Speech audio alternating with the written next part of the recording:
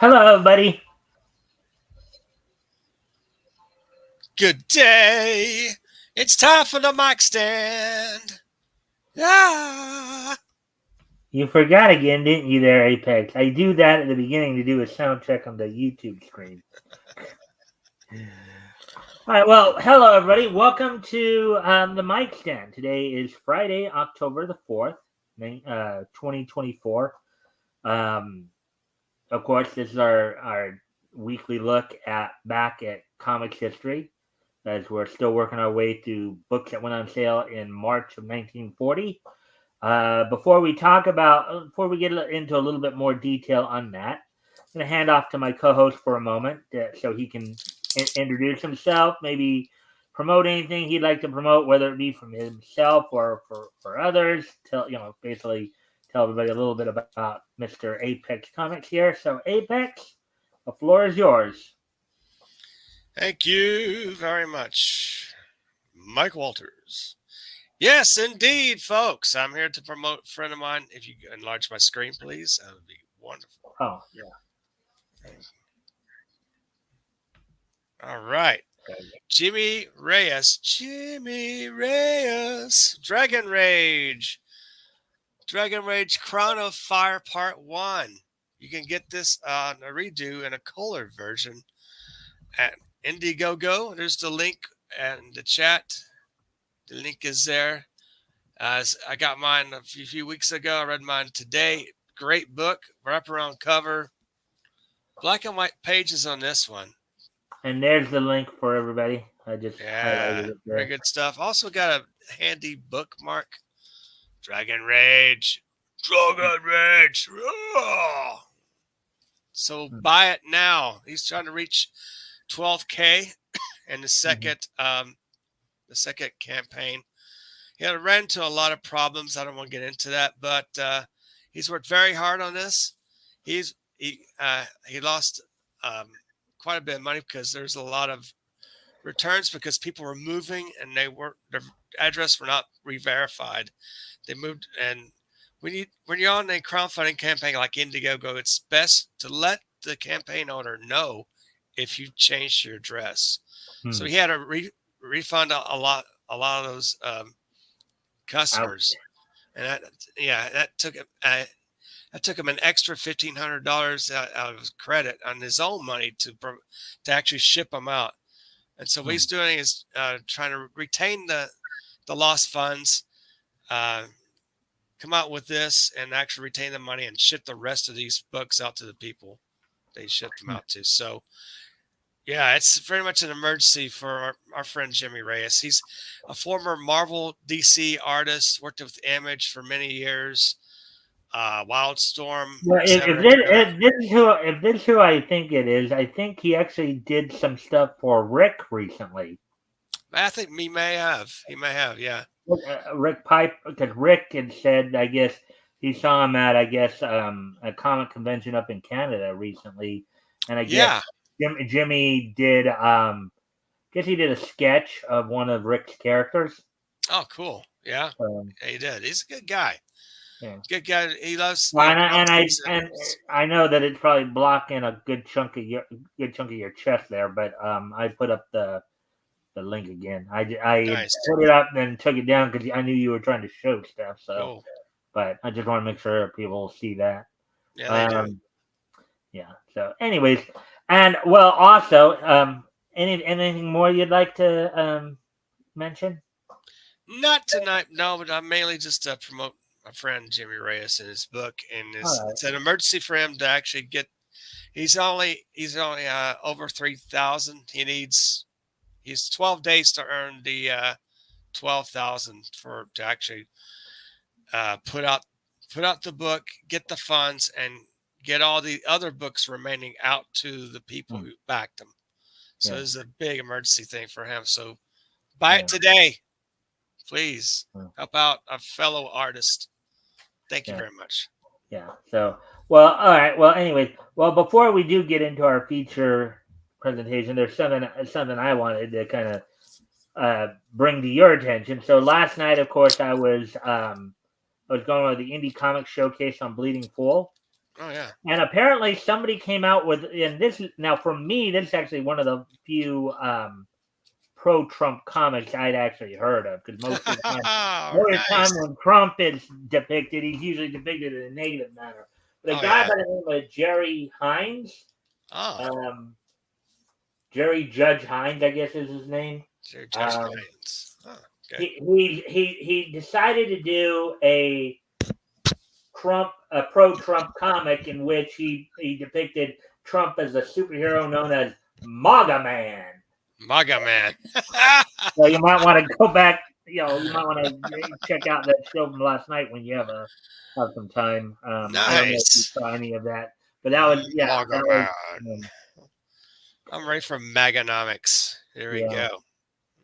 Yeah. So, anyways, not that we're gonna get into all that right now, but anyways, now it's probably a good time to get into why we're actually here, and that is to take a nice little trip back in time to March of 1940 as we venture through time and space here, as we venture back to March of 1940 and we head into the quality universe.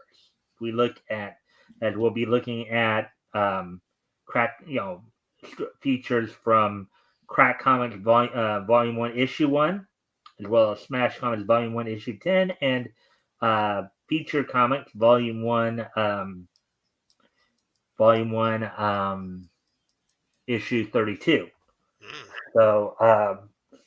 So and we're going to first up, before we get into the actual readings, of course, we're going to take a quick jaunt through and introduce you to some newer characters that we'll be starting to focus in on tonight, which will be, of course, and I need to bring that up here. And I'm utilizing the DC database because they do have the information on them, and they have more thorough information than. So first off, we'll talk about Black Condor here. First off, here, great character. Yeah, and the version we're going to talk about, of course, is the original one, Richard Gray Jr., aka Thomas Wright. Now, normally I won't, if the intro is super long, I usually won't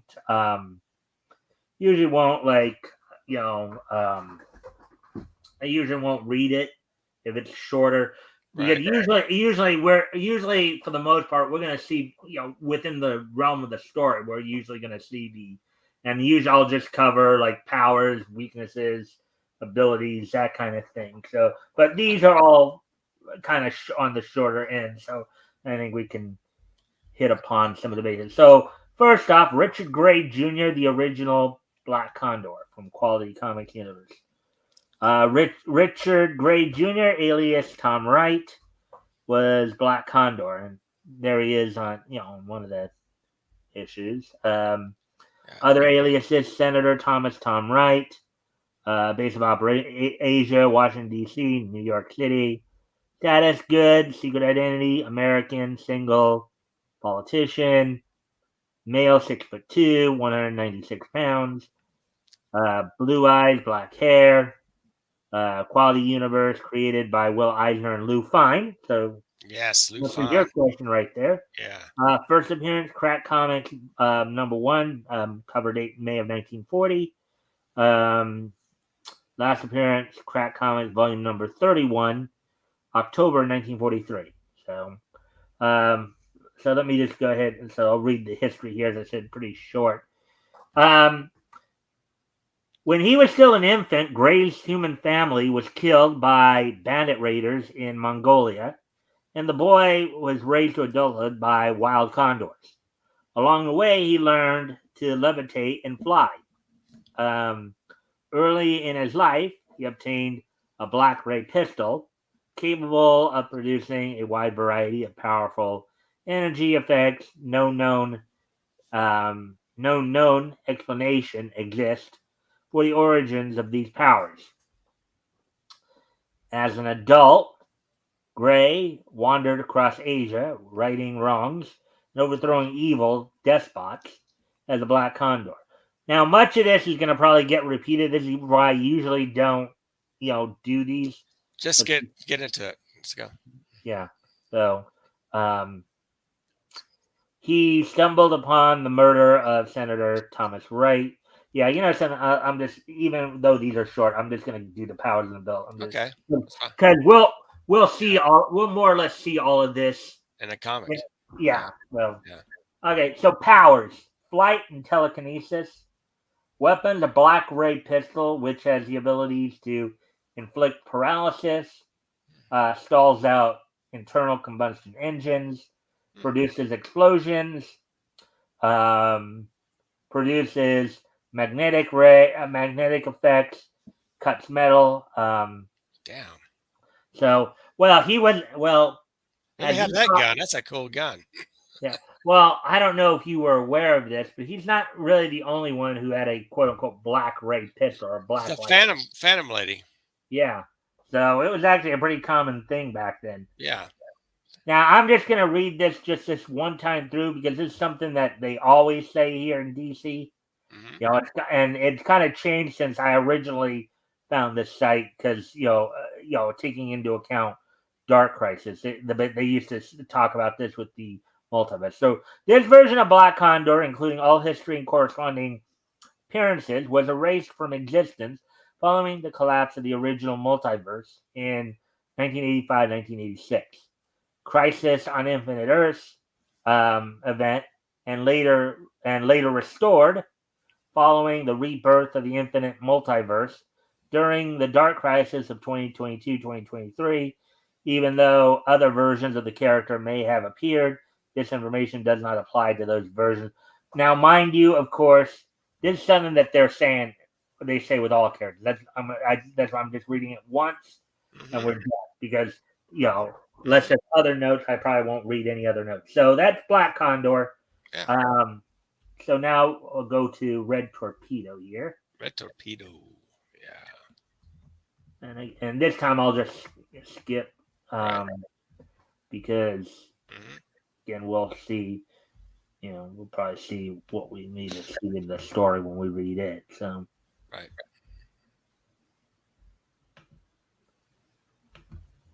Red Torpedo. Now, this part, the first line here uses already. Red Torpedo was a diver and submariner who fought during World War II. Now, I guess I can get to that in a moment here. Abilities: aviation, boxing, diving, mechanical engineering, swimming. Transportation: Red Torpedo, his one-man sub, also named Red Torpedo, boasts many impressive features. It is concussion proof. Um, it can snare things with its spear tip, release a cloud of ink into the water, and also grind through the heavy Arctic ice. So, Nice.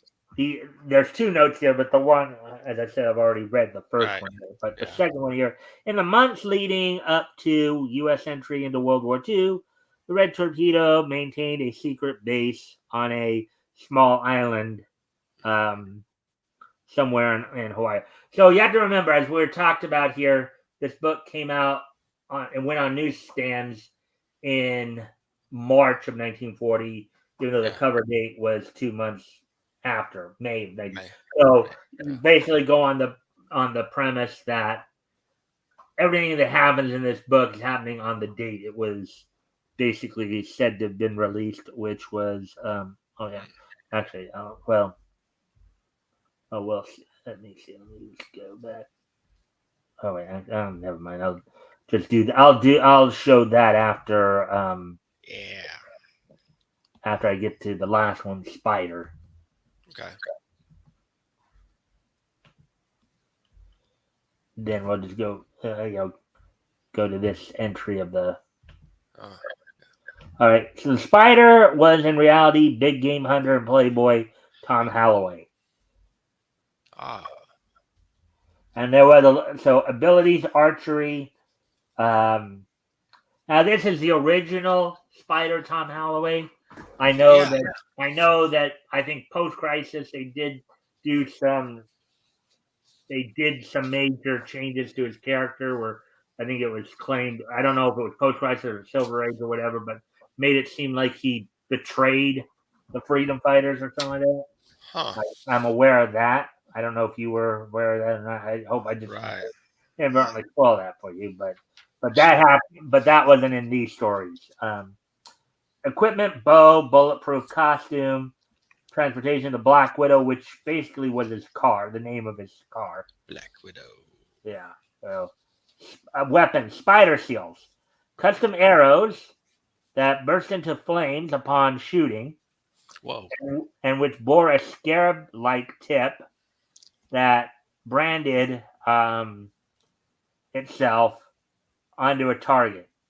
Um, Conventional large game hunting arrows, no other trick arrows. Huh. So, um, so Tom Holloway reappeared in a feature called Alias, or appear. Okay, Tom Holloway appeared in a feature called Alias the Spider. Hmm. That's kind of funny because with this one and with Invisible Hood, Yeah. the features were actually under different names. So Spider's feature was called Alias the Spider, and Invisible Hood's feature was called Invisible Justice. Okay. So there's a little. However, his superhero name was just the Spider. He did not go around calling himself Alias the Spider. That would that would be kind of funny if I he am Alias the Spider. Get it right. did. Yeah, I mean that Yeah.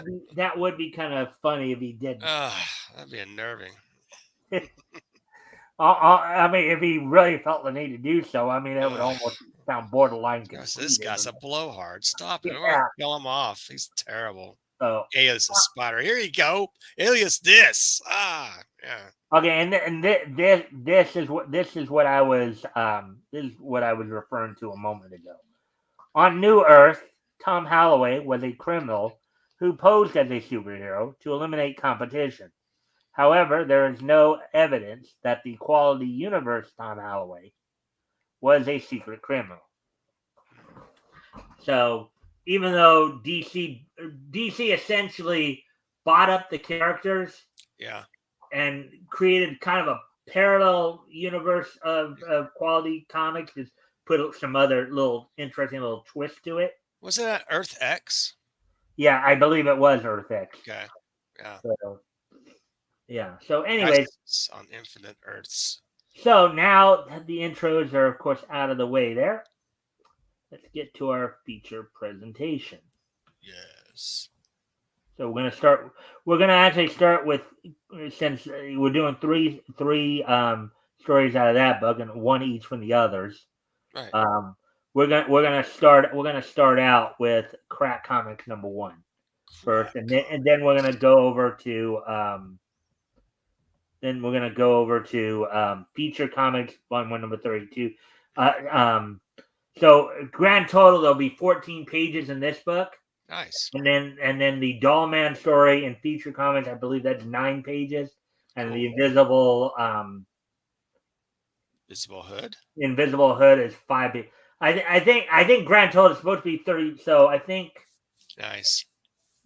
4 and 5 is 9, and actually 16 pages through here, and then the other two add up to 14. Now that I recall, about 30 pages. Yeah. So Crack Comics, of course, went up through issue 63. And one of the other interesting things about some of the titles they would pick for their comics that Quality would pick, how they would, how they like to seem to use offensive blows for names of comics. Of course, we got 2 of them here tonight, Crack Comics and Smash Comics. They have also had Hit Comics. Yeah. Will probably come up. So that comes to mind. So anyways, let's get to that's here.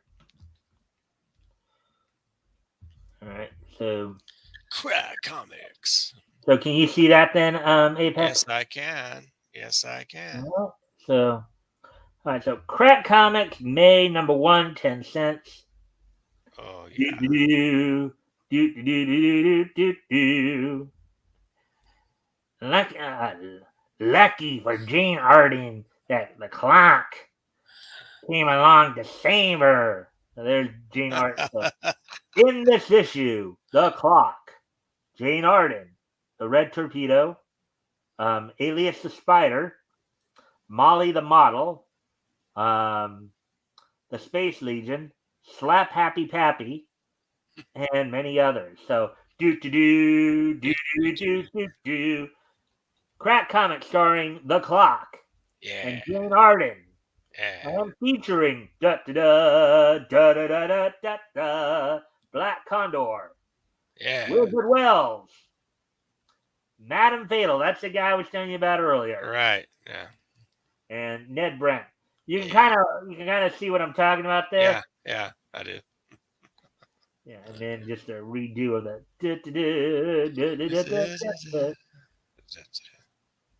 So this is more of an advertisement right here, but this is a pretty quickie one. So Yeah. Yeah. Yeah. all right. So the tale of the troubled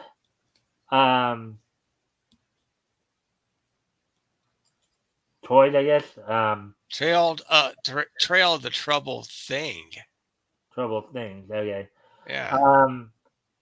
Hal and Al were twins alike. Each received a brand new bike. One was red and one was blue. How they shouted, "Wouldn't you?"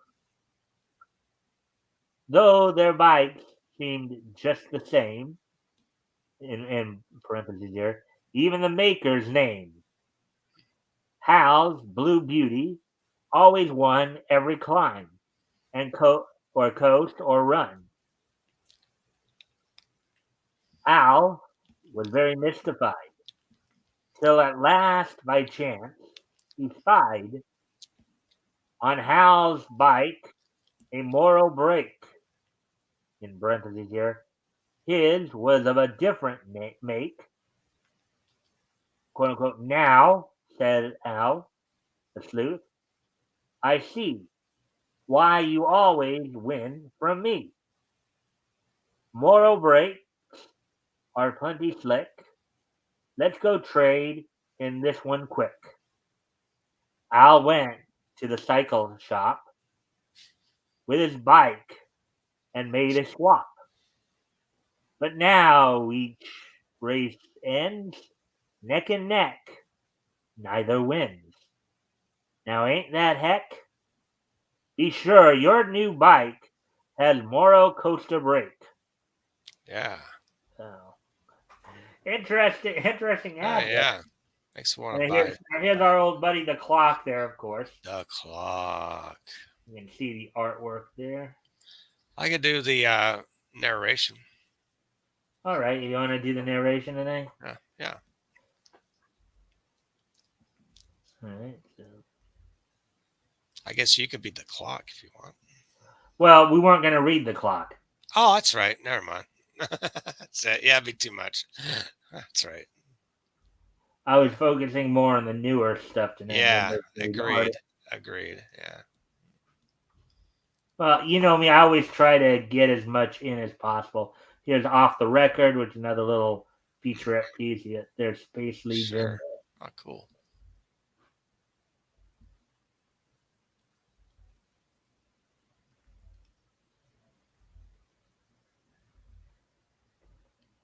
Alias the Spider. So you said you wanted to do the... Yeah, yes.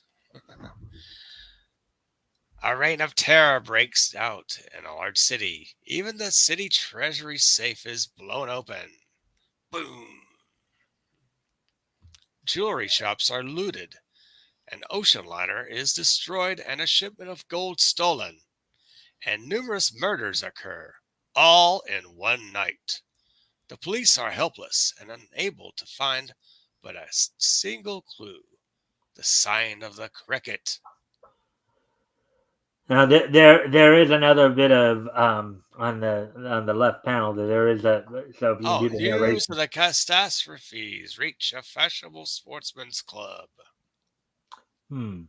So the crickets have organized again, and then you want to. Your turn at the target, stranger. Hmm. I'm afraid this will be my last arrow. Something has come up that needs my attention. What a strange arrow. To the amazement of the bystanders, the stranger's arrow bursts into flames as it leaves the bow, and as it reaches the target, only the arrowhead is left. Hmm. It looks like a spider. Hmm. Stevens, the spider. What? What? What the? He's gone. All right, it was actually Ooh, somebody else. Oh wow. well. Meanwhile, as the stranger known as the spider leaves the club, a sedan passed his car. A hand whips out the sedan, and a package lands on the seat of the stranger's roadster. What? What's this? The sign of the cricket? Instantly, the stranger, alias the spider, hurls the package into the river. A moment later, the water rises in a deafening explosion. Sounds like somebody tried to toss him a little bomb there, huh? Yeah, Yeah, and this is one of the few stories back in this time where somebody's arch enemy was hmm, actually introduced right in the first story. yeah, You now the golden age in terms of the rogues galleries, they didn't aside from like the big three, Superman, Batman, and Wonder Woman in DC. yeah, You didn't really have like a huge rogues, like even the secondary heroes only had like maybe no more than like five members of their rogues galleries. yeah. A lot of times they get killed off. Yeah. Well, you weren't dealing with a lot of like quote unquote super villains at this point. No, You did have the occasional one, but you yeah, were dealing more with like gangsters and mobsters and corrupt officials at this right. point. In a short time, the roadster is trailing the sedan. Meanwhile, the stranger has changed his attire to that of his alias, the spider. Oh, there we go. Hmm. So the crickets know who I am, huh? It's too bad for them that their plan didn't work. Now, mind you, of course, we know this just from our experiences reading these comics. These obviously are a little bit more mature than a lot of comics we probably were growing up reading. You Yes. know, you did have, they weren't like super mature, but you did have like keep killing in these stories. Yeah. Yeah. Ah. A moment later, a flaming arrow streaks through the air and into the sedan. The car swerves crazily and crashes over the embankment. As the spider reaches the burning sedan of the crickets. Hmm. Too late to save any of them. What's this? A package of jewels? The jewel Hmm. package holds a note. Where the clock. Okay, I didn't even see that. Thank you for uh, where the clock strikes by the half hour, wearing a cloak of black at midnight. There must be the Empire Life Insurance building. Well, now the way that note came off, you almost would think that maybe the clock was involved in this story. Yeah, right? The spider soon comes to a stop near the Empire's life insurance building. There it is. Moving in the shadows of the building, the spider makes his way to behind the cloaked figure. Hmm. Any um, any orders from the cricket? Yes, here they.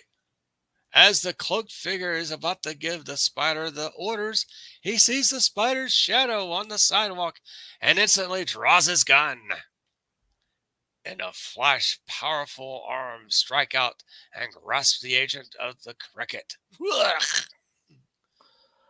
I'll take those orders. Lepson's. Lebson's at 12:30. Now who is the cricket? I don't know. No one knows. Perhaps this will make you know. Ugh.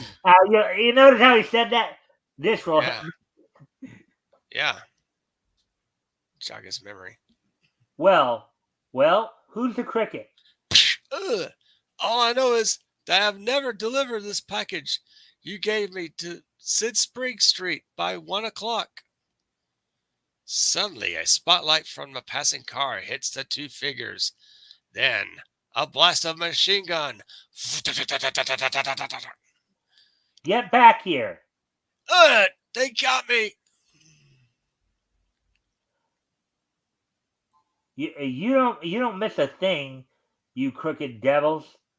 But I'm not through with you yet. Yow! The car crashes.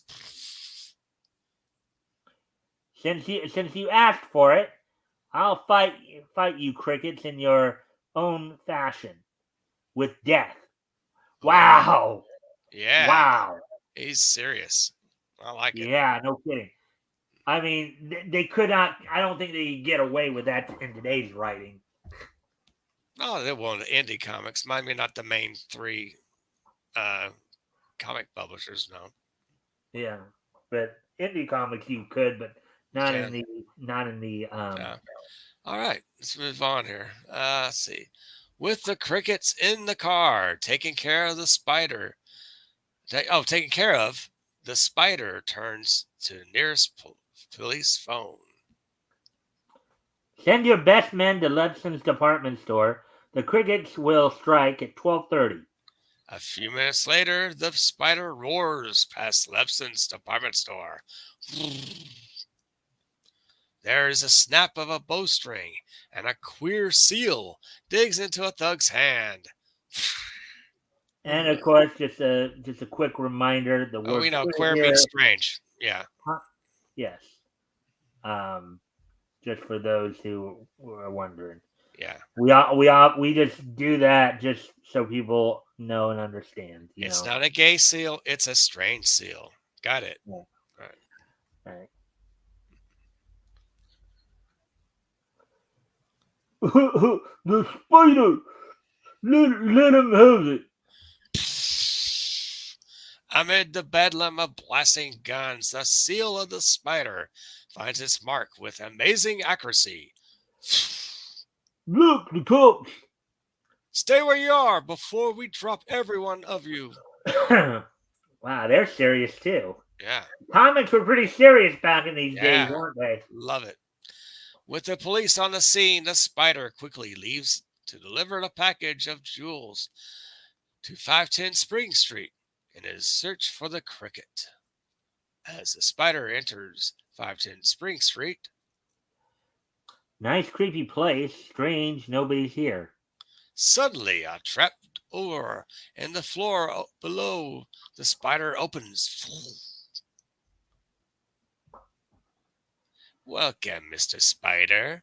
So you've come to my work, eh? I was expecting you, so I am prepared to do away with you, just as you plan to do away with me. So, you're the cricket. Yes, now back against the wall. The spider brushes against the chair like a flash. He sends it crashing into the cricket.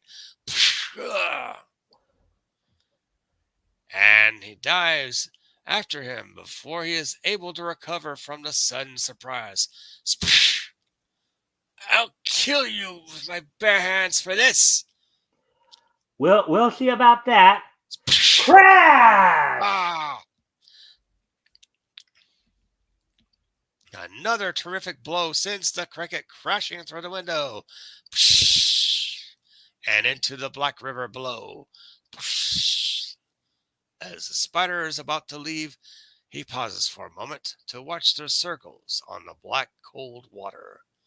The The Last Trace of the Cricket. Follow Alias the Spider and June issue of Crack Comics. I was just about to see if you would go ahead and read that line. Did it. Yeah. So and at the end there, of course, a little I don't know if you recognize it, but maybe a little foreshadowing there that's done a lot in comics. Yeah. You know, do you really think that the cricket's going to be gone? No. Yeah. Yeah. He just made his escape and swimming out somewhere safe so the spider will not find him. Yeah, I mean, they make it look like that the hero finished him off, but only for him to return at a later date. All right, so we're done with the first story that we're covering. Overall, and before we of course get on to the next one, overall impressions of the story. I like it. Very adventurous. It's right to the point. They don't really waste time on anything. Yeah, I think this was like the shortest of. I think according to at least to the Mike's Amazing World listing, it's apparently supposedly only 4 pages. So, I pack a lot in 4 pages. Yeah. Wow. All right. So, anyways, let's move on then to the next story here. We're at the 36-minute mark here. Now, these are going to get screen snapshots. Jimmy Stewart. Oh, nice. Yeah, Jimmy Stewart. Again, a little, a little featurette they would do, of course. Yeah. Wizard Wells. Interesting. In this case, I think wizard in this case wouldn't necessarily mean sorcerer. It would mean like a science wizard. Right. If you just look at the panels there, you can kind of get that impression. They're well-dressed guys, man. Suits and ties and all that. Oh, yeah. That was how it seemed to be more back then. I love that. Yeah. Style. Yeah. And then Molly, the model here. Oh, yeah. Very, casual formal was more the standard back then. Oh, yeah. Molly's the model. Man, I do really like her. Ned Brandt. Ned Brandt was a college student, Yeah. This is more of a college sports athlete. Yeah. And they've had a few of these. There's some others I can name too. Let's see, Ned Brandt by Bob Zupke. Huh. So,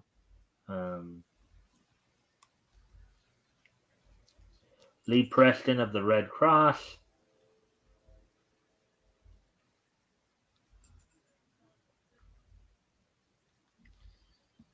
I'm just kind of going down like this just so you can get a good look at the. It's great. Sideshow, Rube Goldberg's Sideshow. Oh, I believe Rube Goldberg also did the Joe Palooka. Oh, yeah. And also Lollapalooza featured as well. Nice. Oh, here we go. Red Torpedo right here. Cool. Jim Lockhart, U.S. Navy, invents a torpedo that a man can navigate, but his superior, Captain Wells, refuses to take it seriously.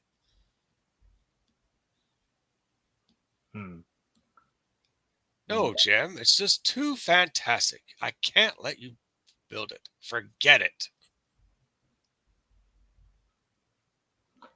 Then you leave me no choice but to resign and work on it alone. Jim, now a private citizen, aided by Meg, his fiancée, goes to work in his secret workshop on a remote cove.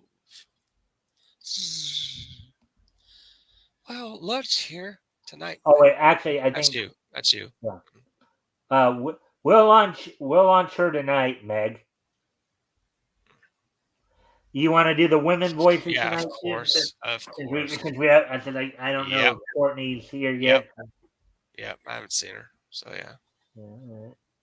At this time, all the world but America is in a grip of war.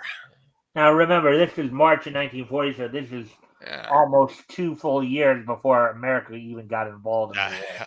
The helpless swamp. The U.S. consuls. Yeah. Okay. America decides to aid these innocent victims of tragedy.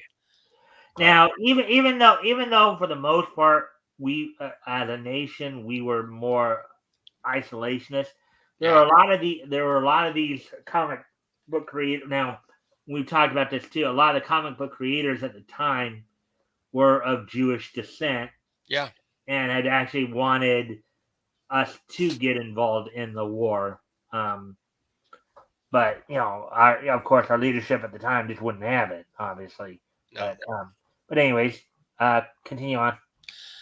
But above the cries of carnage, a dashing figure arouses the attention of mankind, appearing at moments of danger and disaster, disappearing again in a red torpedo like craft to the dismayed navies of the aggressor nations.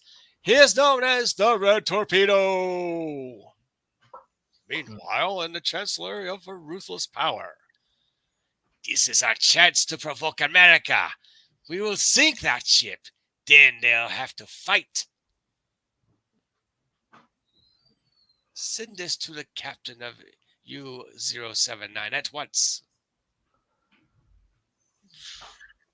The refugee ship takes on its company of 5,000 children and sails for home.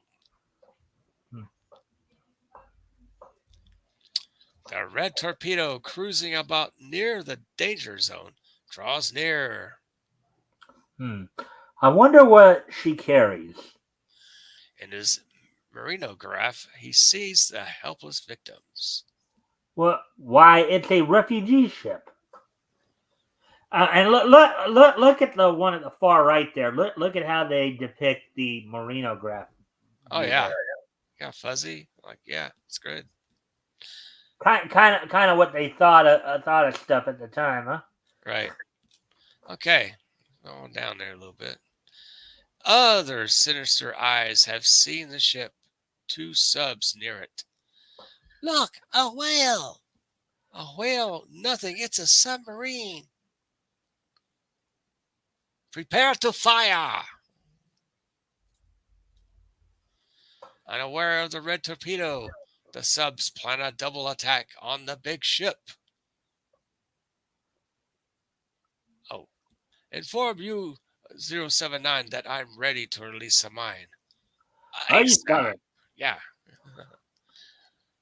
When the mine explodes, U-079 will shell the survivors. Man the deck gun and stand by. Oh, this guy's a real peach, isn't he? Yeah. Not only is he going to try to destroy the ship, but he's going to also try to Kill kill his the children. survivors with a mine. Wow. Don't you just want to knock this guy on his, know what? Yeah. An automatic device releases the mine. Onward toward the helpless ship it floats. But the red torpedo runs between it and its target. As the mine is about to hit the ship, the red torpedo catches its cable on its revolving prow, swings it about in a great arc, and dashes it against the side of its own submarine. Boom! Yeah. Well, before I go down, look at the design of the red torpedo sub right there. What do you think of that design right there? What do you? It's like a rocket. An underwater rocket. Yeah. A rocket. Yeah. I mean, some of the writers here, of course, I talked a bit about it last week's show with RJ too, where sometimes the writers had very interesting thoughts on on the future and like we're specifically talking about the Power Nelson story last week in Prize Comics, of course, where basically they're about 42 years in the future and what they thought 1982 was going to be like back in 1940. So that was anyway. After the story. At that moment, the other sub sights the rescue ship. Suddenly, the image of the periscope fades. The red torpedo has thrown a smokescreen around the submarine. Interesting. Blinded, unable to shell the submarine, submerges and fires a torpedo, but the red torpedo dashes across its path. Machine guns ready to detonate. And look at that! Look at that visual right there. Nice. Yeah. The amazed captain of the refugee ship watches the battle aghast. The red torpedo's shot finds its mark. Now to get that other submarine. You were in the Navy, weren't you? Yeah. All right. What do you think? Well, I'll just wait till the end. Wait till then. Diving, the red torpedo charges at the sub, cutting through it with its rotating helm. That's that. I guess I'll rejoin that ship. Ahoy, Captain! May I board your ship? You may, my lad, and welcome. Make it fast, stranger.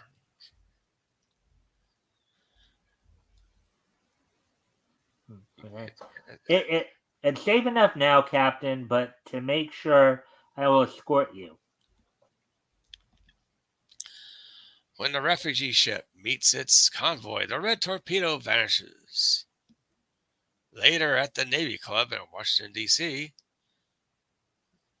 strange fellow would tell his name. He saved our lives. Perhaps he's the one known as the Red Torpedo. The Red Torpedo. I wonder. Follow the next thrilling adventure of this Robin Hood of the Deep. Another absorbing episode of the Red Torpedo in this June issue of Crack Comics. All right. So of course, being a man of the Navy, having some naval experience, as it were. Yeah. Overall impressions of the story here. Very inventive of these different ships.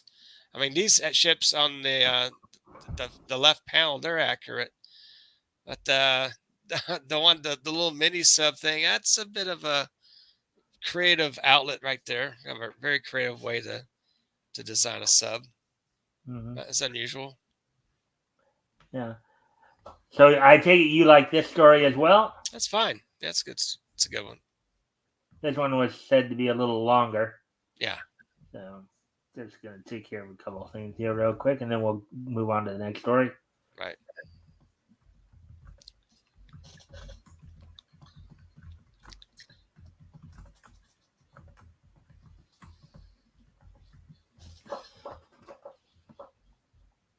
All right. Anyways, as soon as I find the cursor here.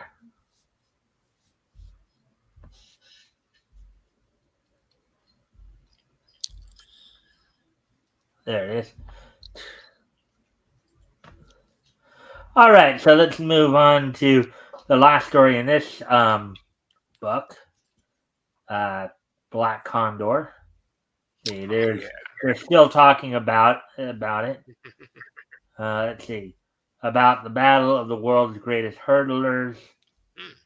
So let's see, Madame Fatal. So there he is again. One I was telling you about. Right.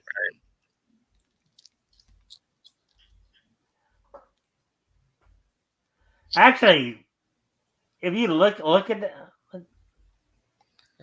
that, does look more like a guy trying to dress as a woman than an actual woman. Oh yeah, they actually drew him accurately.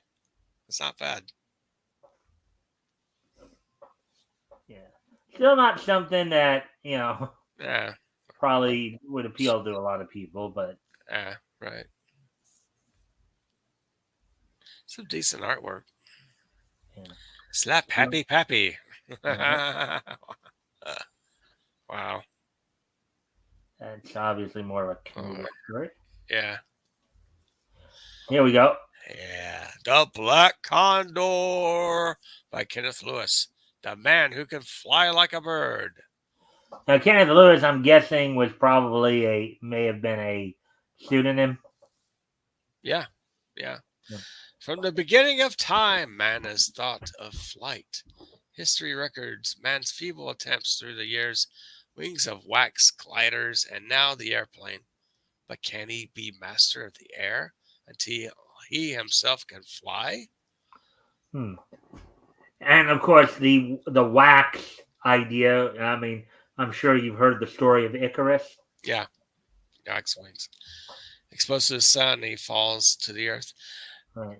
Perhaps the fates conspired on that day many years ago when the little safari led by Major Richard Gray trekked across the bleak steppes of outer Mongolia, roof of the world. At dusk, the expedition camps to permit Mrs. Gray to feed her child. Little Dick likes this life, Richard. Perhaps he may grow up and be an archaeologist like yourself. Okay, I know that Oh, Dick. Dick. I know that Dick is, Means Richard. It's short for yeah, Richard. it's short for Richard, but it's kind of, because of course we Yeah, we have a know, Mike. different connotation for it Y- today. Yeah, Obviously, you're and right. when you see the word "little Dick," Little Dick. Yeah. Okay. all right. You want to read half? I, a husky lad, a husky lad he is too. As darkness descends, a horseman peers down upon the camp from a high hill. A moment later, a weird call echoes across the valley. Horsemen pour down the mountain passes. In a thunder of hooves, the raiders descend upon the camp. Gray is quick to act. Take cover, Yaki. Take cover, Yaki Raiders. Fire at will. But the tide of angry riders is not to be stemmed. Realizing their plight, Mrs. Gray hides her baby behind some rocks. Seconds later, tribesmen break through the massacring and pillaging. Bring the white leader to me! Kill all! Leave no wounded! So kind of a take no prisoners approach there. Yeah. With savage thoroughness, the survivors are killed to the last man. At last, like a passing storm, the raiders leave. Only the little child and a lone condor to survey the grim scene. Hmm. So at least here, and again, this is something that I've talked about recently too, where you know, in even these early comics, you really didn't see a whole lot of quote unquote sexual violence in these No, earlier comics. that's You know, good. Yeah. now granted, I do know of a story that I will be reading somewhere in the near future here. Mm, I believe it's in Flash #5, yeah. where there is an implied, at least idea that the bad guy may try to, assault a female in the story, as it were. Yeah. But I won't give too much more details on that No. until we get there. But that's Right. gonna be. But anyway, Oh, lower. Yeah, see here. The condor circles lower, its huge wings darkening the ground below. It lands before the baby, a strange gleam in its beady eyes as it views the tiny tot. The child pays no heed, but continues toward the edge of a cliff. now before I continue on here, I want to say something because this is kind of interesting too. Because it's actually kind of something that I even was thinking about the other day when I was on Tuesday. I decided to do a cartoon character profile on Casper the Friendly Ghost. Right. And I was remembering as I was reading the article from Wikipedia, they talked about how when Leonard Maltin talked about it, he said that Casper was a very monotonous cartoon. Always, same theme always seemed to play out. But I was thinking when I read that well, I think in that particular case, that kind of monotony is good because the core thing there is Casper wanting to go out and make friends. Yeah. Right. And I was just thinking, as because I've been watching more, with me now, I now have access to Me TV Tunes, so I've been actually getting a chance to watch more of the Harvey Tunes famous studio cartoons. And I was just thinking about, just the innocence of those cartoons, with characters like Casper, Little Yeah. Audrey, and Baby Huey in particular. And I was just thinking about, a lot of times, a lot of the people who do initially become Casper's friends. Yeah. They show people they show some of his first few people he comes across as being scared of him and running off, a ghost, and run off. But it's usually the younger kids Yeah. that end up being the ones who seem to be more, those kids who are maybe in that like maybe 5 to 7, 5 to 8 range, Yeah. who are usually the ones who are like, you know, unafraid of him. It's like they Yeah. have no children that age have no fear. I mean, my dad used to say that I had that kind of fear too as a kid. I just I just walk into other people's houses, sit right in front of their TV, go, "Hi, Mike," and you know, Oh Lord. yeah. But this right here just reminded me of that level of innocence right there. Yeah. That's kind of refreshing. You don't, It is. Yeah. and especially in a world where it seems like you have a segment of society that's trying to force kids to grow up faster and faster and faster, Yeah. exposing kids to things that maybe they shouldn't be. And I think you know exactly what I'm. Yeah. I We do. don't need to get into a deep That's right. discussion about it here, but Okay. Let's you go. know Let's exactly continue what on, I'm Mac. talking Let's about. go. Let's go. Come on. Yeah. So, anyways, Okay. um, At that no. very edge, the bird circles protectingly as it instinctively calls a warning. Still, the child continues. The huge bird swoops and gathers up the child and carries it to its nest. Hmm. Wow. And look at the child. Look at the condor right there. Look at how. Yeah, it's like seems very comfortable. Yeah. Yeah. Cool. I mean, as kind of compared to the scene from Harvey Birdman, where Venger picks up Scrappy and essentially kills him right Yeah, on the yeah. spot. All right. Days pass. The condor gets food for its adopted child, who grows as speedily as her own. Soon the little condors try their wings, but the child of the earth must stay. He cannot fly. Look at his face right there. Oh, he just wants to try. Yeah. As months pass into years, the child of Major Gray grows into sturdy boyhood atop the lofty crags, here with the condors as his only companions. He soon learns their ways. Still within him is a yearning to fly. Once, in a wild attempt to imitate his feathered brethren, he leaps from a cliff, Now only to look at how they got him dressed right there. yeah, only to plummet to the earth in a heap.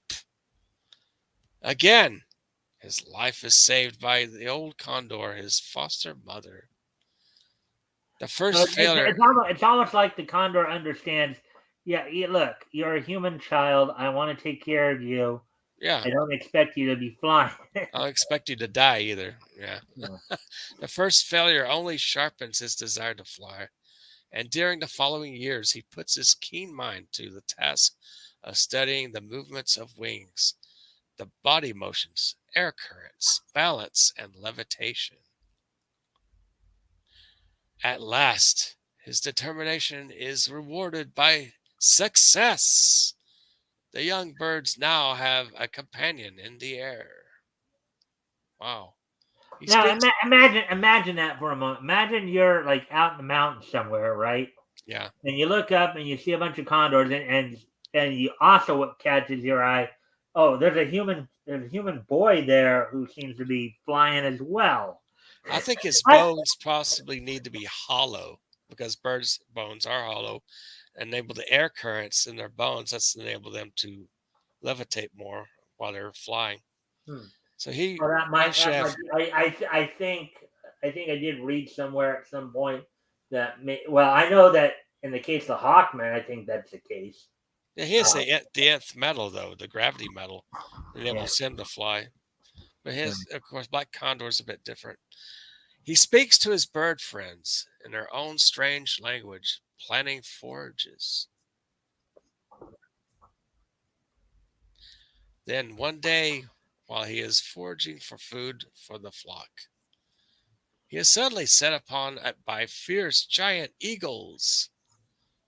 A knife he had fashioned of stone flashes into his hand.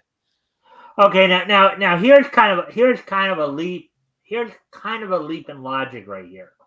Yeah, Okay, he's okay. So when he was a baby when his parents were killed.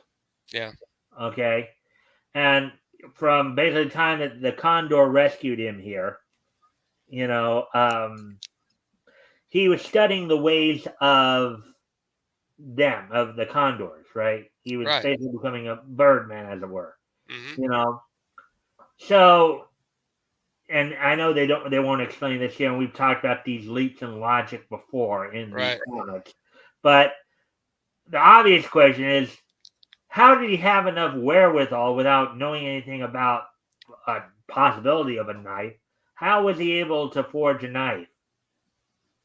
Well, they're not able to actually show everything that he does off Right. camera. Yeah, it would take too long, It'd but take too long. It's gonna. Oh, he but forges but a that knife. that So does kind of yeah, now unless you're sometimes if you just get into the story you may not pick up on that. But right. we talked about those leaps and logics before, Hmm. you know. Yeah. So, anyways, continue Okay. on. Move on down. Let's see. And in a moment later, he dives to the kill. Okay.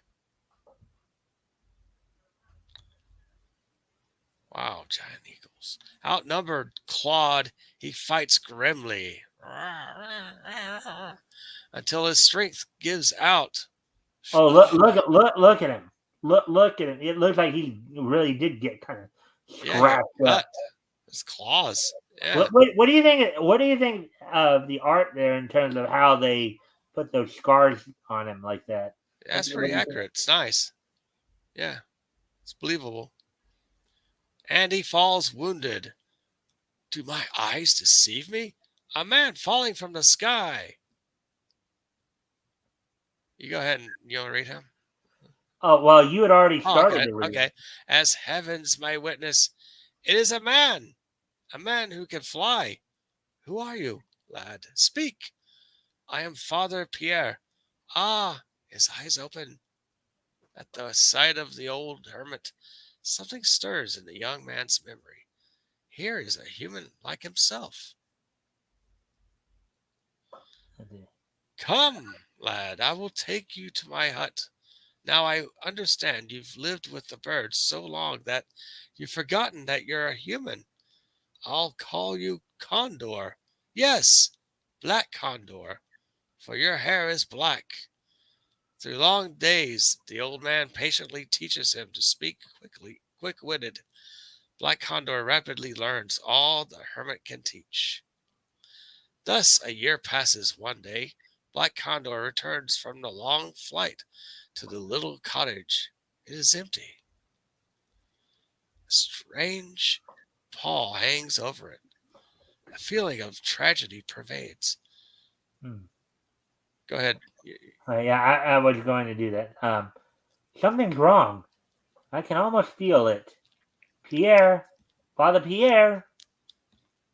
I'm dying. Gallican's raiders. Nay, do not weep. I'm old. I've done my work, brought a little religion to poor heathens. Do good in the world, my son, for you have a gift no man has ever had. Yes, I can clearly see it now.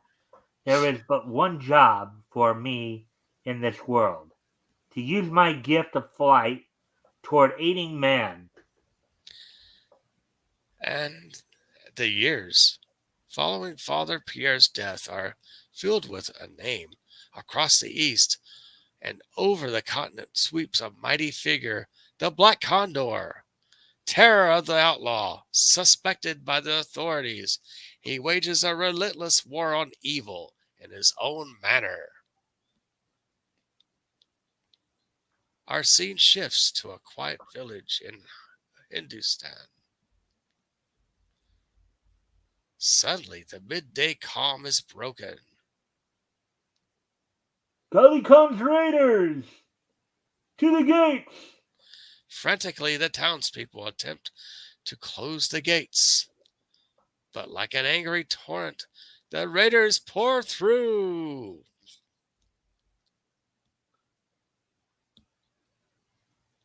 Ha ha! Kill, kill, kill! Take the gold and kill the fat pigs! Ha ha ha!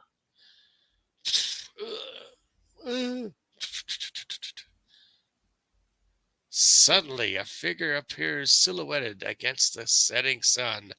The weird call of the condor rises above the den. It plunging from a dizzy height, the black condor swoops, flanked by 100 black condors. So Gali Khan leads his men today. Like a bullet, he sails low across the court. Caw! Attack! My bird brothers! By Allah, the man who flies! Into the thick of the struggling men, he sails, his fists thudding against countless jaws, while his condors deal punishment to the marauders. The black condor! Now I cut you in half. Not so fast, Khan. Like a rocket, he shoots upward and drops his enemies from an altitude of 500 feet. Now to aid the north end of the village. The black condor comes again. Shoot him, someone. Bah! He flies so swiftly he cannot aim.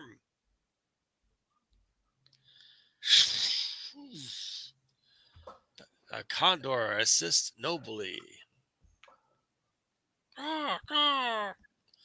Soon the raiders are driven back to the hills.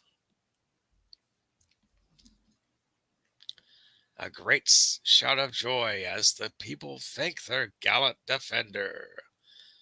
See, he flies off. Allah must have sent him. And as the moon casts its pale glow over the mountain, the black condor heads for new adventures. Follow the startling adventures of the Black Condor. More of the Black Condor in the June issue of Crack Comics. Yeah. So so maybe I didn't need to read the intro, the full intro there, like I did, because they pretty much were having it as they were actually doing a full. Yeah. They were actually doing like a full explanation. Yeah. Or a full origin story here. Origin, right? Yeah. Yeah. So, all right. So as we did have a visitor here. Oh shoot! Good for our social audience. So yeah. I know her notice that says she has people flying under their own power in the mountains. Yeah. Cool. All right. So, anyways, and we're just past the hour mark. I think we're still making good time here. Yeah. As I get ready to move on to the next story, we'll be reading is Doll Man here. But as I get over there, as I'm going up to make the transition, overall impressions of the Black Condor. I like it. This explains his origin story from the beginning. He hangs around with birds. He meets an old guy who teaches him how to speak and read, and he's just pretty much a well balanced, different character. Raised rather differently, but he's an avatar of peace and hope against evil. Hmm. And again, it's always good to, even when you're not co-hosting, to try to watch the shows as well to keep Yeah. up on these stories, because there's going to be some interesting twists coming. I Mm, won't spoil it for you, but you right. might want to check out some of the stories that will come. You may already, if you know some of Black Condor's history already, you probably will know exactly what I'm talking about. But it'll still be good to see it all play out, nonetheless. Yeah. So, anyways, yeah. So, as I said, I'm just scrolling up all the way up to The parasocial audience says the nurse. She says in Haiti, Papa Voodoo practitioners can fly and can be seen flying in the mountains. yeah, I had highlighted that Interesting. that parasocial audience is a guy. That's Elk. Oh yeah, it's elk. Yeah. You call them she. No, it said no. I did not. He Oh, says, look at the statement there. According to oh. what the nurse said, she says in Haiti, Papa Voodoo. Okay. Yeah. Yeah. All right. I thought you. Okay. No, I misheard then. I did not. I thought I heard you say she No, you regarding. just got to read it. Yeah. All right. So, anyways, so He's a now man, baby. He's a man. Okay. Speaking of man, we'll get to doll man. Yeah. I'm about to get there right now. Just hold your horses. Cool. Yeah. Very good.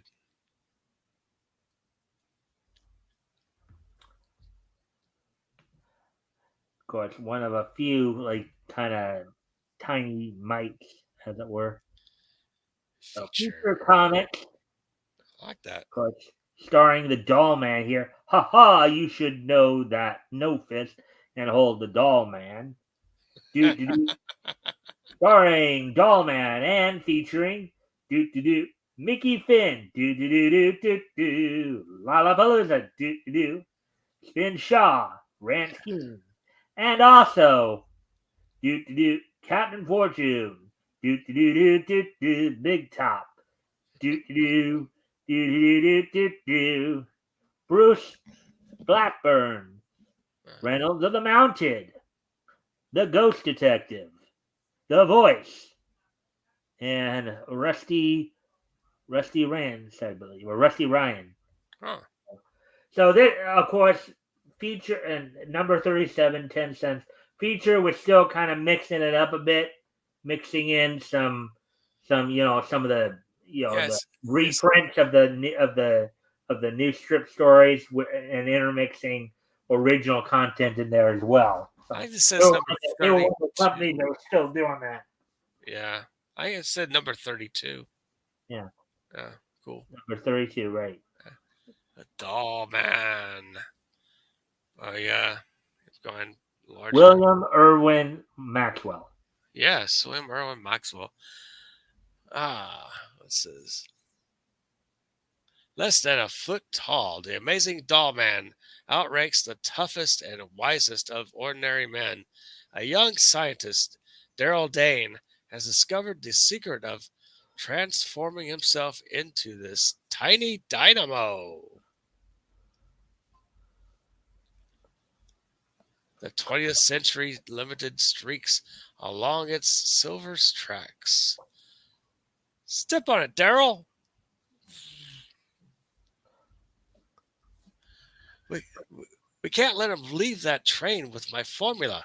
He must be for a foreign agent, and an enemy hands that gas will be fatal.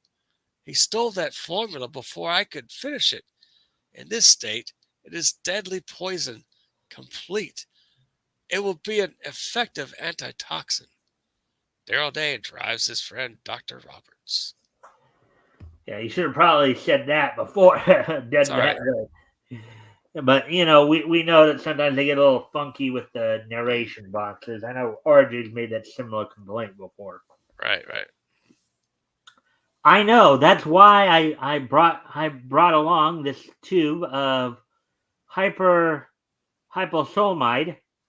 That finishes your formula, doesn't it? Yes. Just in case of emergency, doctor. Oh wait, I Oh, think that's that's me. you. That's you. Okay. Just in case of emergency, doctor, if they try to make up the stuff, I may be able to neutralize it in time. Here, take the controls and keep her up to 80. So he's going 80 miles an hour, I guess. Yeah. As he leaps, the tall figure of Daryl Dane seems to melt away, and the doll man appears, now on the thundering locomotive. He climbs up. If I can make the cab before I'm steamed to lobster red. Yeah.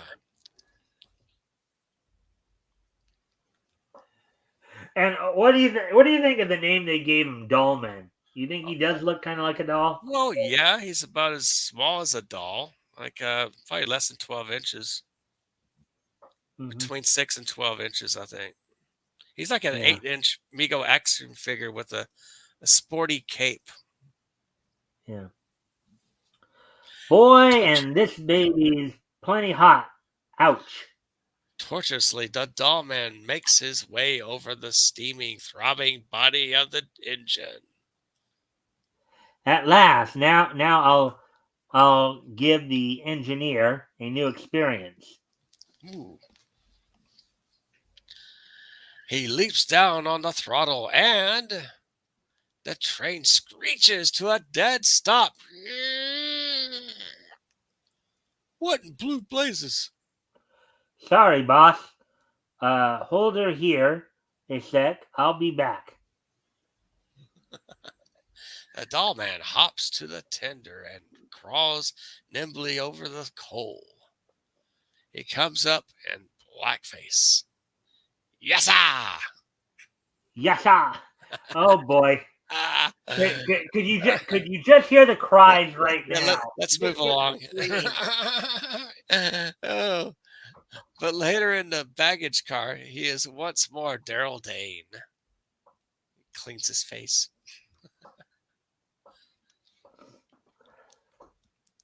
Huh. Now to find my man before he sees me. But as Daryl enters another coach, a head turns quickly. And seizing the briefcase, a man dashes wildly from the car.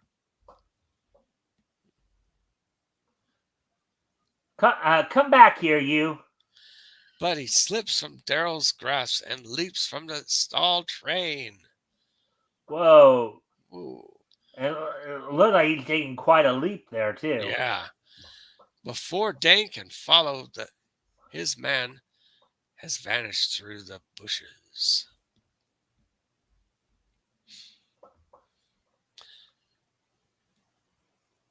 There's narration at the bottom. Okay, here.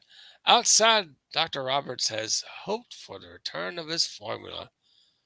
Sorry, Doc. Guess I lost him. Too bad. Better tell the engineer he can go on now. But just as they turn to go, Look.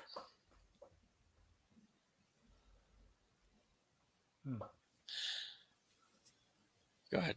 Your papers aren't here, but they'll be back for this.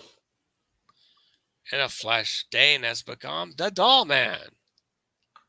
And when they get the bag, they'll get me too.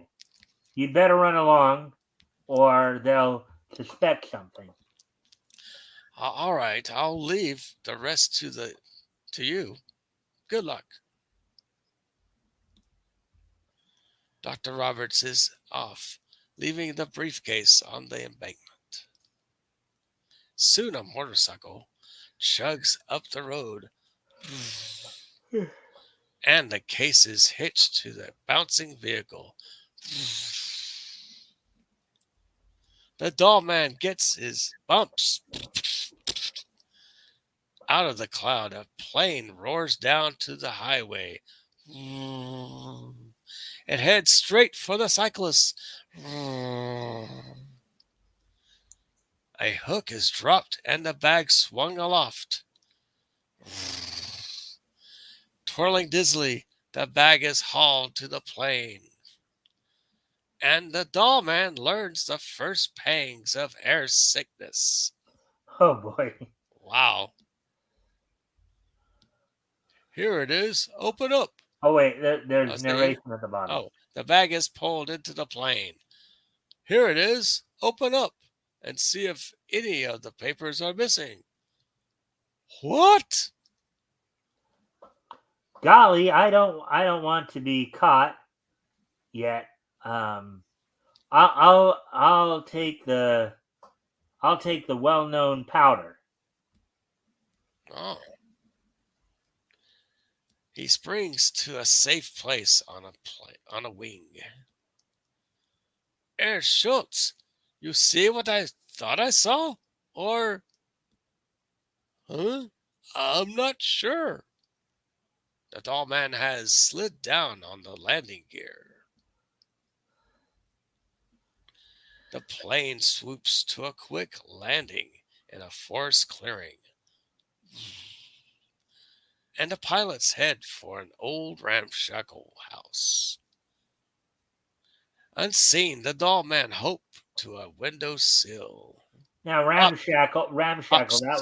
that's more of a term from that time period that Absolutely. you don't really hear too much of No, anymore. he hops to a windowsill. Yeah. And there's narration at the bottom there. The tiny observer is soon inside too. Make up the formula. It is success. If it is successful, we will radio it to the fatherland for use in the war. From the ingredients, it should be a deadly poison gas. We will try it out on rats. Oh boy. Can you see where this is possibly going? Yep.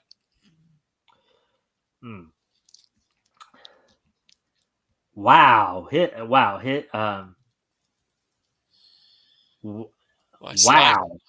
Hit his life snuffed out like a candle.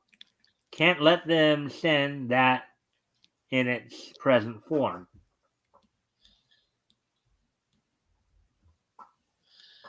Yes, it works perfectly and so cheap. We can make enough to wipe out the whole army divisions. Yeah, but when I get through adding a few letters, it'll be as harmless as the breath of spring. Now, what do you think he means by the breath of spring there? I don't know. Like a gentle spring wind, maybe? Breeze. Yeah. Breeze? Yeah. Yeah. There you go. That's you. Oh. That does it. One more chemical and a deadly poison becomes an antitoxin. Now let them go ahead and broadcast it. Go ahead, Heinrich. Send a message to the fatherland. What is that? A little man? A doll? Station X2Y calling Station XQT. A great hand reaches down to grasp the doll man, but he swiftly eludes capture. Ah, yes, now I know. It is the doll man. He is a dangerous one. He tries to swat the small creature, but the doll man is fast as a mosquito.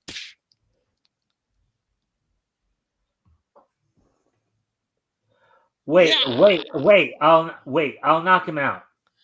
Yow! Oof. Where is he? Ah. Oh. I thought that was the doll man. Yeah. At last, one of the spies succeeds in clapping a bell jar down on the small man. Sorry, I got a little ahead of you there. Now the gas. I will make a little lethal chamber for him. No, you no, you don't, you big boy. No, you don't, you big boy. The capsule will change all that. This capsule will change all that. Neutralizing the effect of the deadly gas, the doll man shoots forth. He zooms into battle. This is my own formula for success. The spies get a dose of a miniature tornado. In 5 minutes. And as the saying goes, that is that.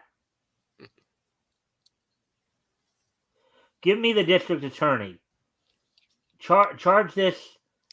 Give me a district All right. Give me the district agent in charge. This is Daryl Dane speaking. You boys interested in picking up a mess of spies?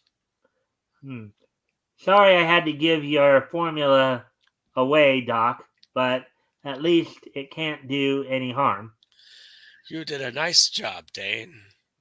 Another amazing adventure of the Doll Man in the June issue of Feature Comics.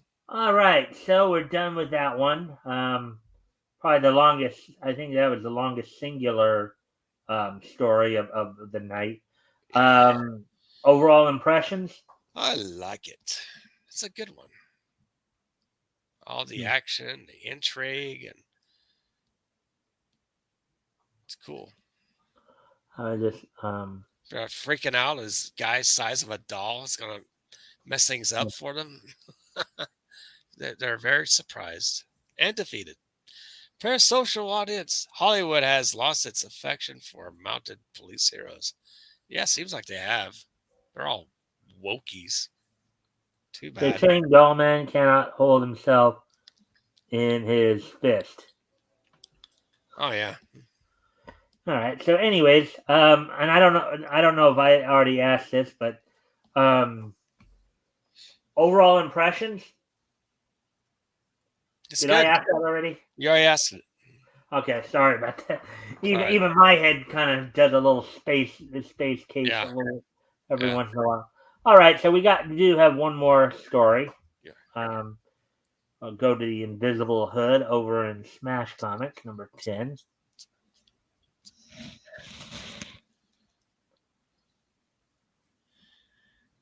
And I think that one is just like five pages as well. So yeah. So that one, let's see, where was it? Hour 28. So yeah, we're making pretty good time here then. Yeah.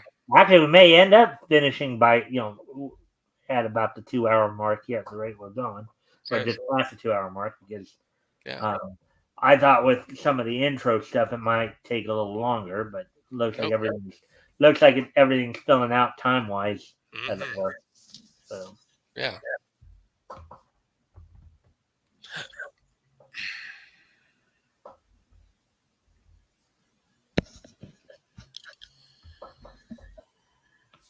So we're gonna do the Invisible Hood story, and then I'll start the wrap up after that.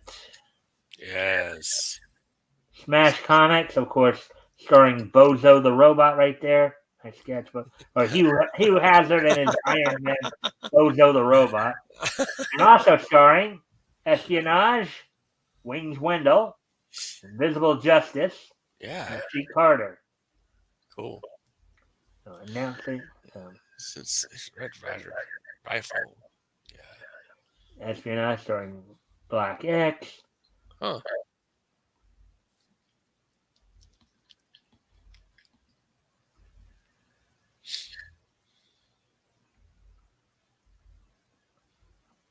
Very cool. Yeah. I'm just going down so you can catch some of the art. Oh yeah, it's good. And it just make you feel like you were there when you look at it. It does.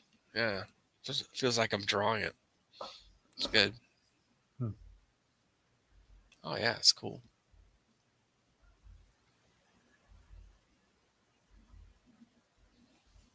Clip champs. Clip athletes.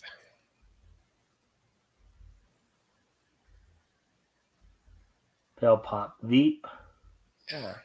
And even in the comics here, they'd call them episodes at times. In the episode of The Uninvited Wedding Guest there from Philip Veep. Oh yeah. Let's see, Flash Fulton, Newsreel Ace. Oh yeah. Just kind of the interesting, different types of features they'd have here.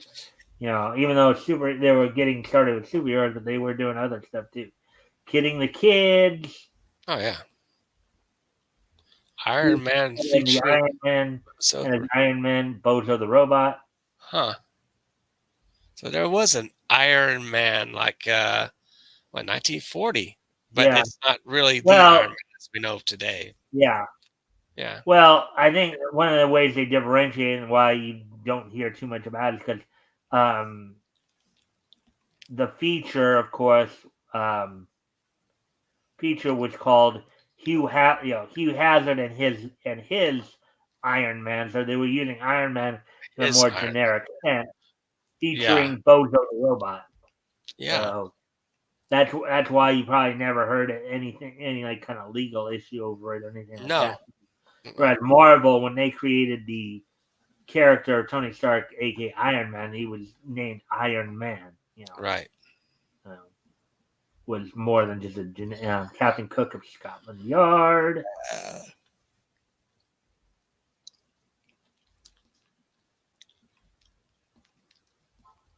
Abdul the Arab.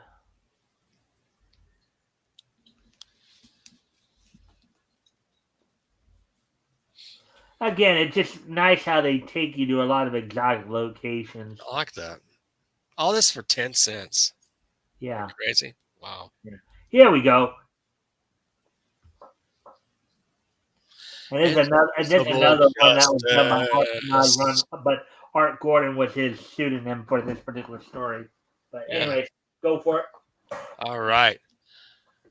Invisible Justice, Art Gordon.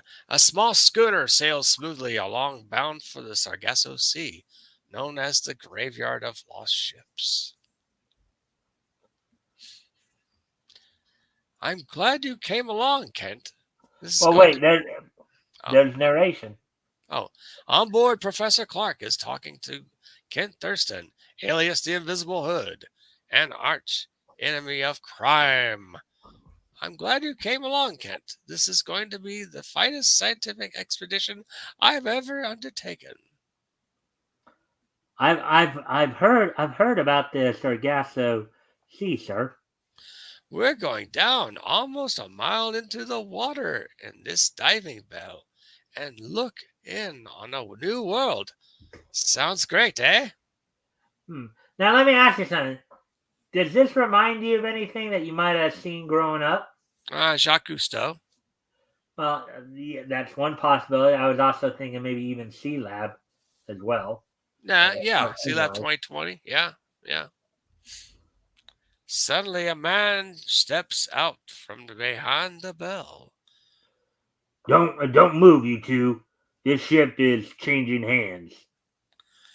What's the meaning of this? Get back with the crew, Sanchez. Stay where you are.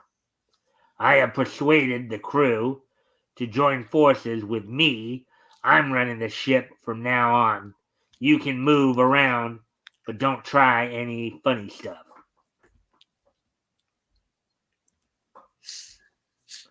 "5 years I've waited to get a chance to visit the Sargasso Sea, and now the time has come. I'm going to get what I came for. You two get below and keep out of sight." Wow. So you have to wonder why he wanted to get to the Sargasso Sea, I wonder. Yeah. Hmm. I wonder what Sanchez meant. We better string along and see what happens.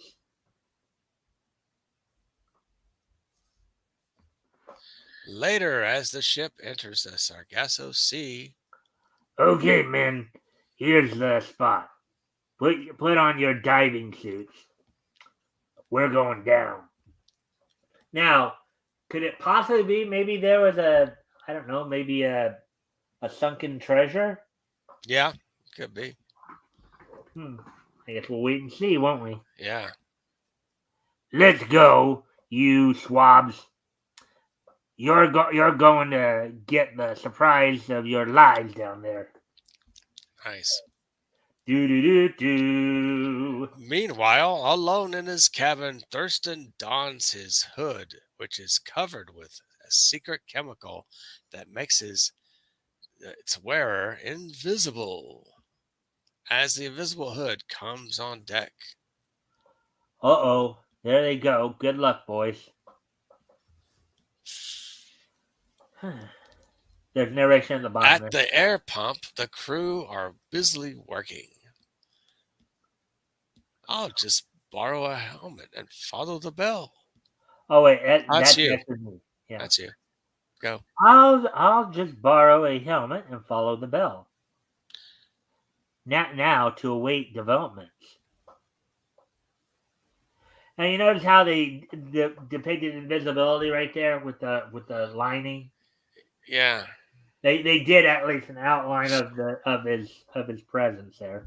right. Using an airlock, the divers emerge from the bell and follow Sanchez. Let's see.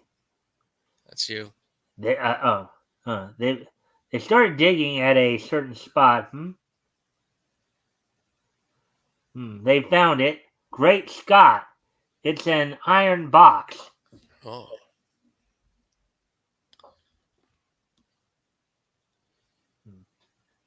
Sanchez, the jewel. It's jewels, money. Yow! I'll say, pal. Years ago, me and my pal dumped this stuff here because it was hot. We figured this place would be safer than any other spot. And now it's Oh wait, I think the ours. guy in blue is Sanchez. That was supposed All to be right, me. it's for you. Go ahead. Years ago, me and my pal dumped this stuff here because it was hot. We figured this place would be safer than any other spot. Ha ha ha. And now it's ours. You can do the other guy. You can do the guy in red. Sanchez, look! What the? Um. All right. That's you. Oh, okay. No, I think. Oh yeah, because I was in the red and the, so I should have been doing both of them. All right. It's you. It's you. It's a diver's helmet with no body. It just keeps coming toward us. It's a ghost. That stuff's haunted. I don't want any part of your gold, Sanchez. I'm getting out of here. No ghost. No ghost can make me give this booty up. It's getting nearer. And the hood approaches. Sanchez draws a knife and leaps at him. I'll make a corpse real. I'll make a real corpse out of it. Hmm. I knew it. You're human, but you have powers of invisibility. I'll kill you. As the two men struggle, a black form approaches from the darkness. Sanchez, look. Sanchez, wait, look. Help! An octopus! Ugh! Luckily, I picked up Sanchez's knife. Now, if I can only move. There's narration at the bottom there. Ah, the hood hacks at the creature until its tentacles loosen. Phew, that did it. It's dead. As the monster falls dead, the invisible hood frees Sanchez. Hmm. He's out completely. While he's coming to, I'll take care of the treasure. There. Now the treasure is safe behind this rock, and no one but myself knows where it's hidden. I'll come back for it later. Hmm.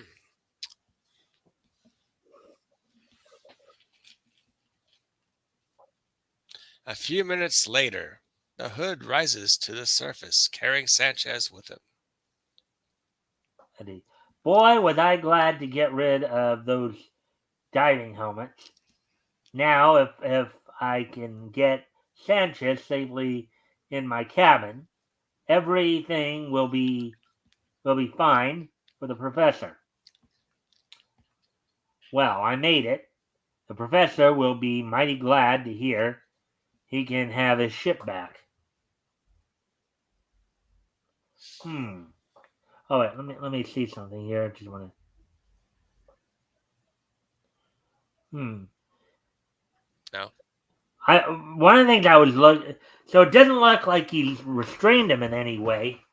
I mean, even if the guy is unconscious, you would think that since you knew this guy was a bad guy, Mm-hmm. you would think that maybe he would want to, at least tie his hands and feet down a bit to where he can't get away or can't cause problems. Yeah. I was just trying to see if that was the case. Yeah. Now I'll see what the crew's doing. Then I'll call on Professor Clark. After the hood leaves, the Professor Clark enters Thurston's cabin. I haven't seen Kent all day. I wonder where. Great guns! There's Sanchez. Now's my chance. I'll tell the crew Sanchez is my prisoner, and they've got to obey my orders or else. Listen, men. Sanchez is down in the brig in irons. When we get back to port, he's going to jail. If you know what's good for you, you'll do as I say. And then there's, Suddenly, Sanchez appears in the doorway. don't believe him, men. Here I am. Now, Professor, put up that gun. Wow, so I Mm, knew something would kind of be up here. And Kent didn't sit there and secure him down. yeah. He just believed, oh, he's out. He's going to be out for hours, I guess. Uh But huh. he didn't even stop to think, oh, wait a minute. Maybe I should tie this guy down to keep him from causing any more trouble later on. Yeah. Leap in logic. Mm-hmm. It's Sanchez. He's not in irons.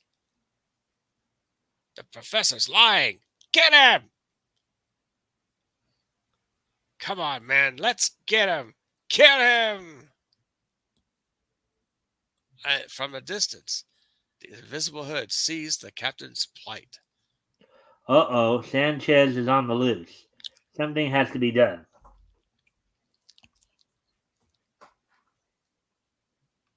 That's you. Oh, no. That's the. Oh, no, that's the professor. Yeah. Get back or I'll fire. Now, if I can only get this crane arm moving. Um, yes, there it goes. Uh, Look at him, all knocked cold. That diving bell certainly saved my life. I've got to find Kent and tell him about this. As Professor Clark enters Thurston's cabin, Kent, where have you been? You missed all the excitement. did I? Too bad. What's it all about? Why, that's kind of what I'd like to know. What it was all about. Some mighty fantastic force has been at work here on this ship. Yes. Another episode of Invisible Justice in the June issue of Smash Comics. All right. So, with that, that's the last story of the evening here. Yeah. Um, overall impressions? I yeah, I don't know, man. I didn't see much of the hero at all. Hmm. Get it? Well, but Uh, isn't that kind Get of the point? get it? Yeah. I Yeah, didn't see much of him. yeah. No, All right. Any more you want to say on the last story there? no, not really. All right. So before, of course, we move on to the next game, just a couple more questions to ask about the overall selection of the night. So, of the five stories that we did tonight, Hmm. which one would you say that you liked the most? Black Condor. And give your reasons to why, of course. And give your reasons to why. Well, Black Condor. See, it has a very beginning of it, an origin story, and an adventure toward the last, and it ex- pretty much it explains pretty much who he is. You know, it has a nice depth to it, even though it's what 5 or 6 pages long, or I can't remember how Actually, I long it think it was was. more like 8? Was that 8 or yeah, longer? I think it was like 7 or 8. I think because Yeah, about 8. sometimes yeah. Yeah, So seven. It was 7 page. With 7 pages. I was just thinking back to it because I was it seems like trying it's to. 8. It seems like it's long. They fill in the panels. I mean, a lot of them in one Yeah, page. You get a lot in there. yeah. So so the one you liked the most was Black Condor. You thought it was they actually had a couple of good origin stories in that one and the Red Torpedo one as well. But Yeah, anyways, so I've asked you now the one you like the most. So hmm of the five, which one would you say you like the least? Red Torpedo. Um, His ship, it looked like a rocket. It didn't really look like a torpedo. It could have been. It's too. It was just too outlandish. uh, Plus, he did everything in the ship. It just didn't really have much, fisticuffs, and it's just basically it's a pilot type story in the water, a hmm, pilot story in the sea. Yeah, it's yeah. yeah. I didn't really. Well, I think though in that sense, I mean they do put a nice little spin on it. If you, as you put it, making it more like a pilot story or aviation story in the sea, as it were, Right. where he does everything out of the ship. But Yeah. I think that kind of differential there Yeah. does give it a kind of a unique appeal to it. You know what I Hmm. mean? Sure. Because it is something maybe slightly different.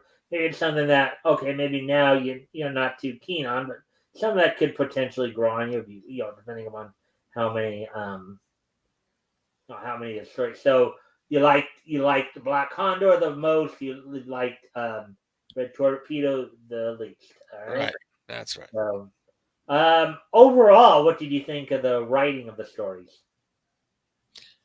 It's decent. I mean, it's fine. There's no Uh, really any. as, as maybe compared to some of the past stories we've read. Oh, Thoughts?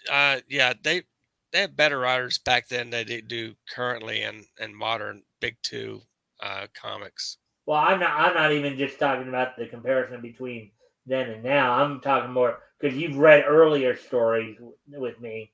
Right. What I'm trying to get at is what do you think of the progression of the writing? Since you've It's been, gotten a little better, in my opinion. all right, Yeah. right, and now we'll address kind of the same question with the art side of it. What were your overall impressions of the art of all the stories? Well, As compared to earlier stories that we've read and stuff like that. the arts they seem to be improving. A little more shadows on those. Better figure work, perspective, and drawing objects and things, and it's gotten a little better. All right, so let's see. So we are now at an hour 49. So I think what we'll do, we'll move on to the this day in each history segment, and then start to wrap things up a little bit. Yes. So, with all that being said, Today is Friday, October the 4th, 2024. Of course, my birthday's coming up on Monday. Oh, happy early So, birthday. Cool. thank you. Um, so let's go ahead and take a look back on this day in Nietzsche history. History! So, first off, we're going to head back to 1949, I believe. 75 years ago today. On this date, 75 years ago today, the 15th issue of Murder Incorporated from Fox Feature Comics, Fox Feature Syndicate, would go on sale on this date back in 1949. This was, of course, the same company at the time that was doing Blue Beetle as well. Yeah.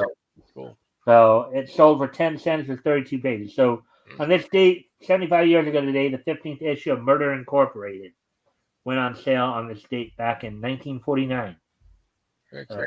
There we go with that. Moving on to the next piece in each history as we move ahead to 1974. As on this day in 1974,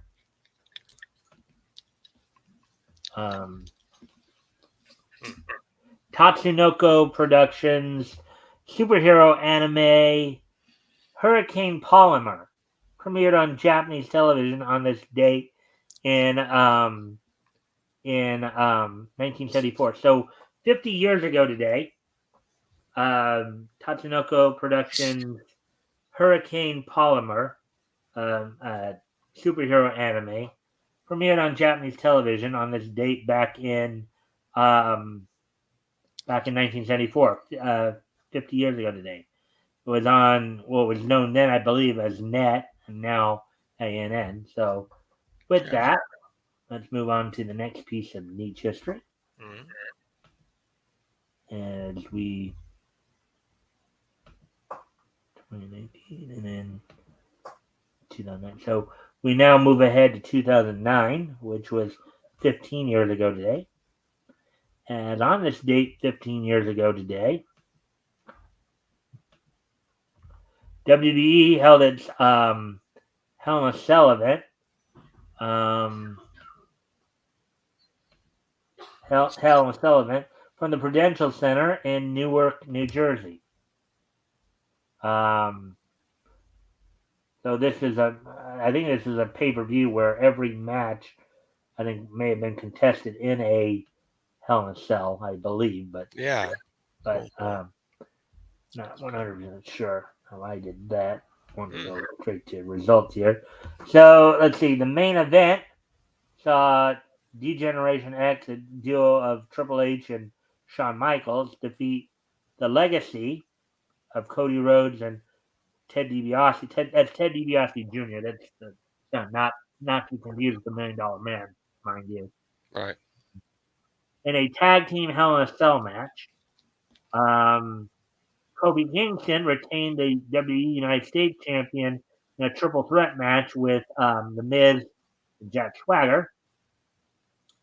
In a Hell in a Cell match for the WWE Championship, Randy Orton defeated John Cena to become the new champion. Big Show and Chris Jericho retained the WWE Unified Tag Team Championships over Batista and Mysterio Jr. Mickie James retained the Divas Champion over Alicia Fox. John Morrison retained the Intercontinental Championship over Dolph Ziggler. Now, Dolph Ziggler, as Nick Nemeth, is currently the TNA World Champion, by the way. And in a Hell in a Cell match for the World Heavyweight title, to start off the show, The Undertaker defeated CM Punk to become the new World Heavyweight title holder. So 15 years ago today, WWF held its Hell in a Cell match, or Hell in a Cell pay-per-view, on this date 15 years ago today.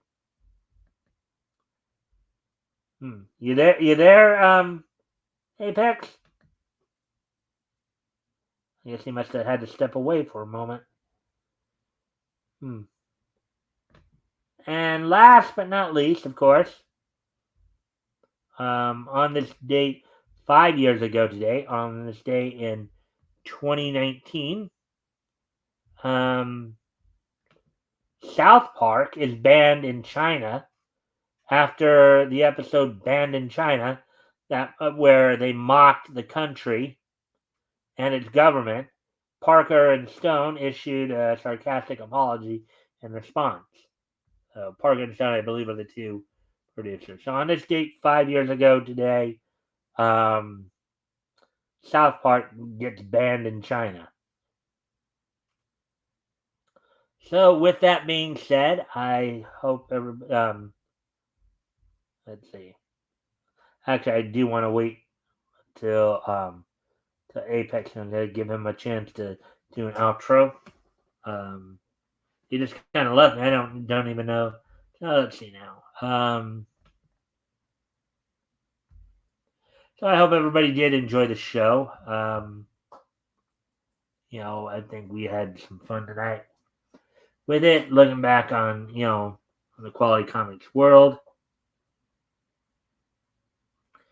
Do do do do do do do do do do do do. Do do do do do do do do do do do do do do. Do do do do do do do. Do do do do do. Do do do do do do do. Do do do do do do do do. Oh, does anybody else want to share any insight um, on anything we talked about tonight? Um, Feel free to do so. So YouTube, it looks like he's not muted, but on the StreamYard, it does seem he's muted. Oh, there you go. You back? Yeah. Yeah, you took off on me there. Had to kill a little time there because I obviously before we close out, obviously I wanted to give you a chance. I don't know if you heard some of the last portion of the about South Park getting banned in China 5 years ago for an episode they did. Oh, yeah. But anyways, I wanted to, of course, give you the opportunity to do an outro if you'd like. Yes. Let's see.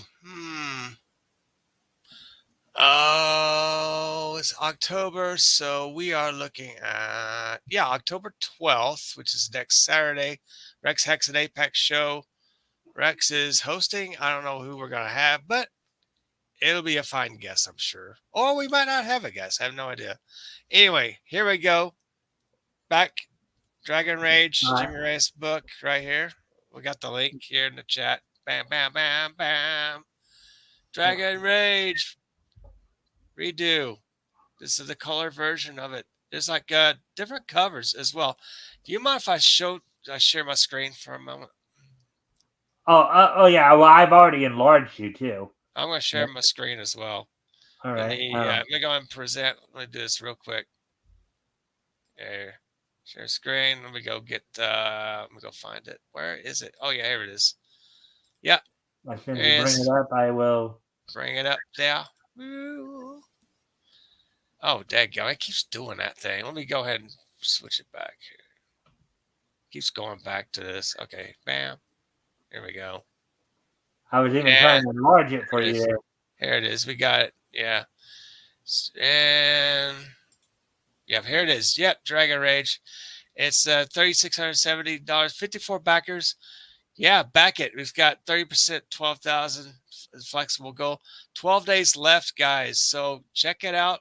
Pass this information to all the platforms like Facebook and Instagram, Twitter, YouTube, etc., MySpace, wherever. Let people know about this. This is a cool cover here. It's by ZHD. He's an artist, very popular artist. Let me go play the trailer while we're at it. And I have enlarged this. So.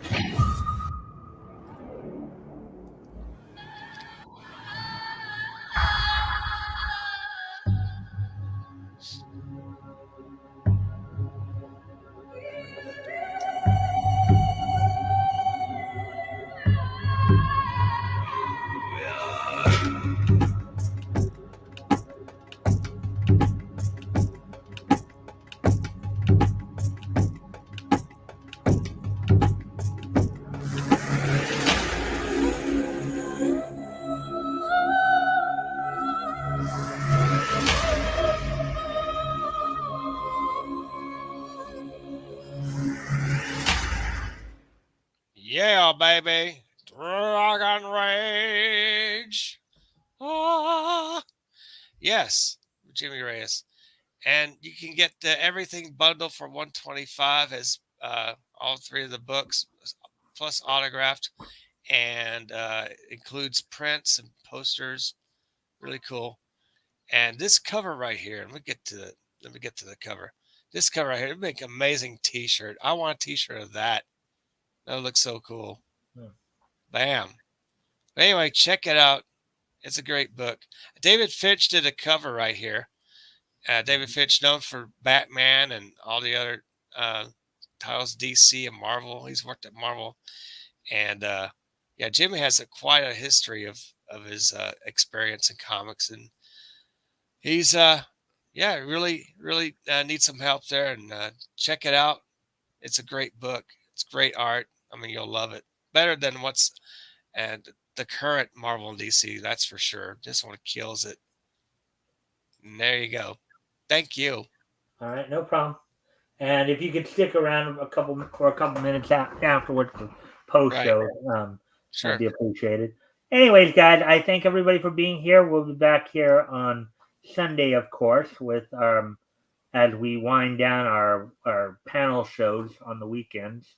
As we'll be, of course, starting in November, we'll be making the transition to where we'll be moving the historical comic retrospect to Sundays. Starting on Sunday, November 3rd. So with that, I thank everyone for being here, and I hope to see everybody back here on Sunday. Bye.